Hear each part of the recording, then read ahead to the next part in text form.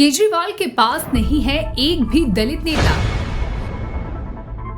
BJP से ज्यादा जातिवादी निकली आम आदमी पार्टी। दिल्ली में चुनावी सुगबुगाहट होते ही अरविंद केजरीवाल की आम आदमी पार्टी ने भारतीय जनता पार्टी के खिलाफ मोर्चा खोल दिया है। आम आदमी पार्टी का ये मोर्चा दलितों के समर्थन में है। दरअसल डॉक्टर भीमराव अंबेडकर को लेकर अमित शाह के दिए आपत्तिजनक बयान को आम आदमी पार्टी मुद्दा बनाए रखना चाहती है। बनाए भी क्यों ना, दिल्ली का ये दलित वोटर आखिर निर्णायक भूमिका में जो होता है। दलित और पिछड़े वोटरों का एक बड़ा तबका कांग्रेस से फिसलकर आम आदमी पार्टी की ओर ही गया है, जिसके दम पर केजरीवाल की आम आदमी पार्टी सरकार बनाती है। लेकिन उसी आम आदमी पार्टी में दलितों और पिछड़ों की हैसियत क्या है, आज करेंगे बात इसी पर। दिल्ली विधानसभा चुनाव में करोल बाग, मोती नगर, राजेंद्र नगर ऐसी सीटें हैं जहां दलित और ब्राह्मण मतदाताओं का प्रभाव देखने को मिलता है। इन सीटों पर करीब 10% ब्राह्मण व 16% से ज्यादा दलित मतदाता निर्णायक भूमिका में हैं। साल 2015 और 20 के चुनाव में इन सीटों पर आम आदमी पार्टी को जीत हासिल हुई, जिनमें ब्राह्मणों का साथ बीजेपी को मिला, तो दलित वोटर ने आम आदमी पार्टी पर भरोसा जताकर उसे जीत दिलाई। लेकिन उसी आम आदमी पार्टी में आज एक भी दलित, पिछड़ा या मुस्लिम बड़ा नेता क्यों नहीं है। गौरतलब है कि ये वही आम आदमी पार्टी है जिसमें केजरीवाल ने अपनी पार्टी के दिग्गज नेता राजेंद्र पाल गौतम को डॉक्टर BR अम्बेडकर की 22 प्रतिज्ञा लेने के बाद इस्तीफा देने को मजबूर कर दिया था।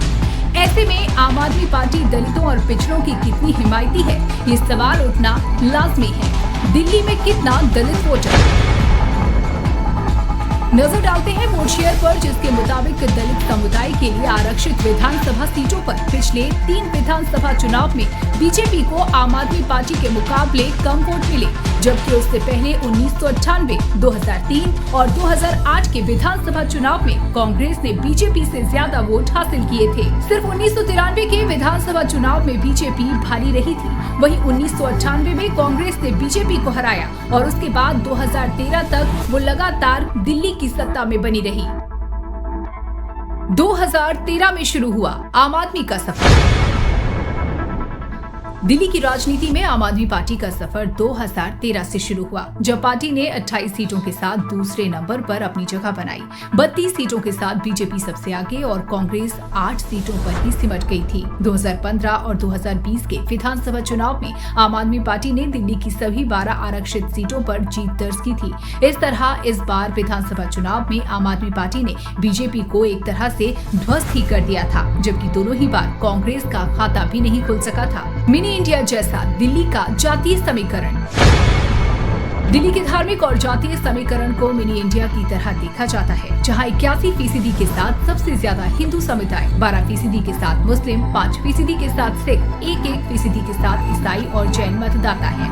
अब जातीय और क्षेत्रीय आधार पर देखें तो सबसे ज्यादा 25% वोटर पूर्वांचल यानी पूर्वी उत्तर प्रदेश, बिहार और झारखंड से है, जो दिल्ली में रहने लगे हैं। 22% पंजाबी वोटर हैं, जिसमें 10% पंजाबी खत्री भी शामिल हैं। इनके अलावा वैश्य मतदाता 8% और जाट करीब 18% वोटर हैं। दिल्ली ब्राह्मण वोटरों की आबादी 10%, दलित वोटर 17, गुर्जर 3, यादव 2 और राजपूत 1% हैं। इसके साथ ही उत्तराखंडी वोटर करीब 6% हैं। क्या है मुस्लिम मतदाताओं का आंकड़ा? दिल्ली में करीब 12% मुस्लिम मतदाता सीधे तौर पर 10 सीटों पर असर डालते हैं। मुस्लिम वोटरों के दबदबे वाली सीटों पर सीलमपुर, जंगपुरा, ओखला व मटिया महल जैसी सीटें शामिल हैं। इन सीटों पर कभी कांग्रेस को एक तरफा वोट मिला करता था, मगर पिछले 2 चुनावों से कांग्रेस के वोट बैंक में आप सेंध मारने में सफल हो सकी है।